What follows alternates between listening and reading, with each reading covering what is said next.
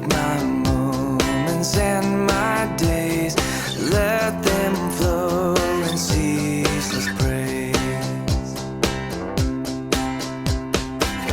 Take my hand and let them move at the impulse of thy love.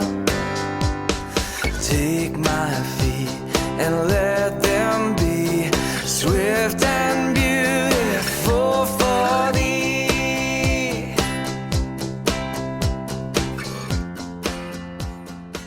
Hi AABC. For those of you who may not know me, I'm Lauren, and I want to thank you very much for your support of my trip to Urbana. Urbana is a missions conference that is held every 3 years by InterVarsity, which is a campus ministry that I'm part of.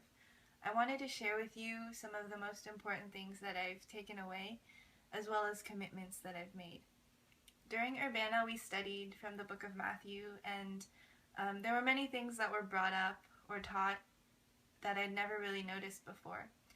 One of my favorite characters now in Matthew is Joseph of Arimathea. He was the man who asked Pilate for Jesus' body and prepared it for burial, even giving up his own hand-cut tomb. Someone during Bible study mentioned, he must have had a lot of power and authority to be able to ask for Jesus' body. And he did. And he used his authority and privilege to care for the body of Christ. During a seminar, I was met with just how much privilege I have as someone who is receiving a formal education, who's physically and mentally able-bodied, and as an American.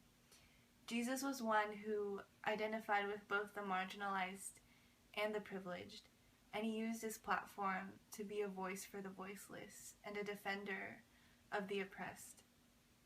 I want to be one who follows in the footsteps of Joseph and Jesus, and in whatever context I'm in, be confident in the gospel, to be able to share it with my family, to be able to share it with unreached students on my campus.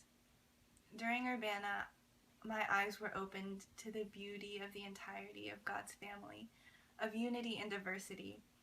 We had the opportunity to worship in multiple languages, and we had a night that was dedicated to praying for the persecuted church.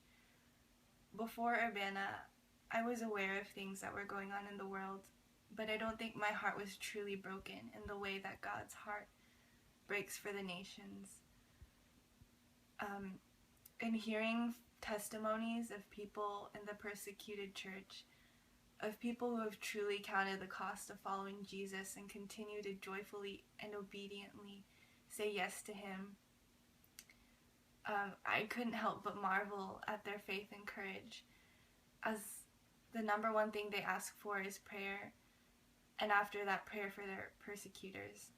And so one of the biggest commitments that I've made is to regularly praying and interceding for the persecuted church, the global church, and I hope to do that by using this book. It's a great resource that has all of the countries of the world with different facts and statistics, as well as specific prayer requests. And I'll definitely need accountability, so please feel free to ask me when was the last time I prayed for the world or shared the gospel with a friend.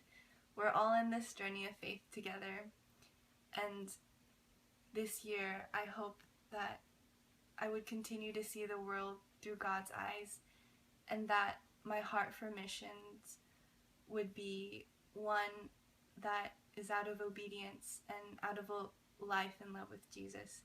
So thank you so much for listening, and I hope that this year is a joyful one for you, and I hope to see you soon. To follow Jesus, I have decided to follow Jesus, no turning back.